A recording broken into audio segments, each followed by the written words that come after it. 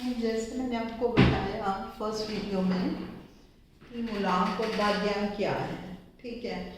लेकिन ये इतने भी सिंपल नहीं है कि आप सोचो कि टोटल आ गया 1 तो अब ये मूलांक, खाली 1 मूलांक नहीं है। अब आपको ये वाला अगर आप टेबल नोट कर लोगे तो आपको पता रहेगा, यहाँ से आप डेट लिखोगे आपको पता चल जाएगा आपको मूलांक क्या है।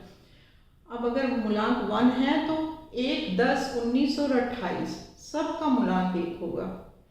अब 2 है तो 2, 11, 20 और 29 सबको जब आप देखो 29 को भी आप ऐड करोगे तो 11 आ जाएगा, दैट मीन्स 2 सिंगल डिजिट में लाना है।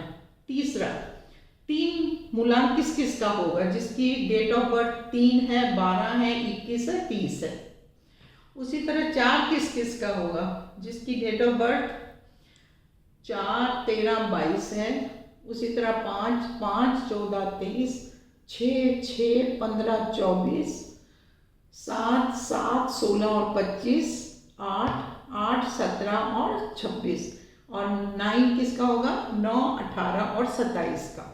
अब यहाँ हम बात करें, ये सिर्फ मूलांक की बात है, भाग्यांक आपका और भी यहाँ ऐड हो सकता है, बहुत कुछ ऐड हो सकता है। लेकिन जो भी ऐड होगा उसका जो फिर उसको सिंगल डिजिट में लाओगे तो ये होना चाहिए, हमें लाना उसको भी सिंगल डिजिट में। अब सपोज मैं एक आपको एग्जांपल दे रही हूँ, यहाँ हमने मूलांक में तो नहीं लिखा। अगर आपका भाग्यांक आता है 40 आ गया तो 4 हो गया, 48 आ गया तो 3 हो गया, 8 और 4 12, 3 हो जाएगा। 50 आ गया तो 5 हो जाएगा। ये भाग्यांक है, मूलांक तो नहीं हो सकते ना, डेट तो इससे ज़्यादा हो नहीं सकती, ठीक है। तो हमें ये यहाँ समझ आ गया। अब इसके अलावा और हमारे लिए क्या ज़रूरी है, ये समझना ज़रूरी है कि आप ये नहीं कह सकते बस आज अगर कोई आपने वीडियो देख लिया उसने कहा मूलांक 1 वाले ऐसे होते हैं।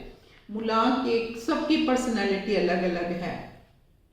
मूलांक 1 वाले अगर फर्स्ट को पैदा हुए ये डेट अलग है, 10 वालों की और 1 की थोड़ी मिलती है पर्सनैलिटी। अब 19th में 1 और 9 2 आ जाते हैं, इसमें 2 और 1 2 आ जाते हैं। तो जब 2 नंबर यहाँ आ जाते हैं तो ये भी पर्सनैलिटी को अफेक्ट करते हैं। दूसरी बात है, खाली मूलांक नहीं देखा जाता, भाग्यांक क्या है। अगर मूलांक आपका 1 है और भाग्यांक 8 तो पर्सनैलिटी तो बिल्कुल अलग होगी। और अगर 1 है उसकी और 8 वाले की पर्सनैलिटी बिल्कुल अलग होगी। तो हम खाली मूलांक से ये चीज़ नहीं बता सकते कि वो कैसा है। ऐसे ही 2 का है, अब यहाँ पर 2 वाले की पर्सनैलिटी अलग है। 11 जो है, 11 नंबर जो है इसको एंजल नंबर भी कहते हैं। तो अगर आपकी डेट ऑफ बर्थ में डेट आपकी 11th है तो आप ये नहीं कहोगे मेरा मूलांक 2 है, आप बोलोगे मैं 11 हूँ। तो 11 बहुत अच्छा नंबर, डिफरेंट नंबर है 2 से, लेकिन इसमें ट्रेड्स 2 के भी होते हैं। तो हम खाली इसको 11 कहेंगे 2 बार सन तो ठीक नहीं होगा, इसमें मून के भी थोड़े थोड़े ट्रेड्स रहते हैं। इसी तरह हम सारों को देखेंगे, सब में इसमें हर एक की पर्सनैलिटी अलग होगी, सब अलग अलग है। हम किसी भी हम ये नहीं कह सकते कि हमने 2-4 लोग मिले हमें एक ही मूलांक वाले तो वो सब एक जैसे होंगे, ये आपको समझ आ गया होगा। दूसरी बात क्या है, मेल और फीमेल दोनों में ट्रेड्स अलग अलग देखें। ये मेरी प्रैक्टिकल नॉलेज है, मैं जो स्टडी करते रहती हूँ।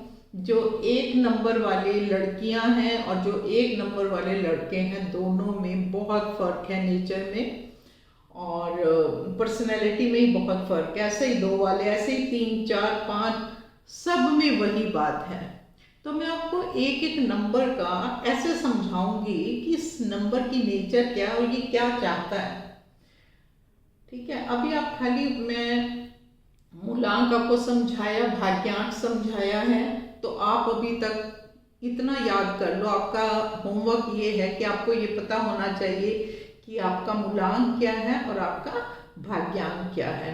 अब नेक्स्ट में मैं आपको बताऊंगी कि पर्सनल ईयर क्या है, और फिर आपको एक वीडियो में मैं बताऊंगी कि आपका जो है कुआं नंबर क्या है।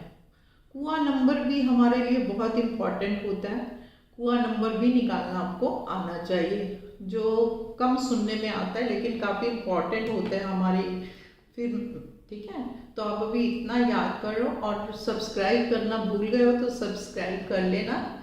और ये मेरा नंबर 2 है, नंबर 2 वीडियो है, इसको सेव कर लेना या फिर इसको आगे शेयर भी करते रहना। Thank you so much.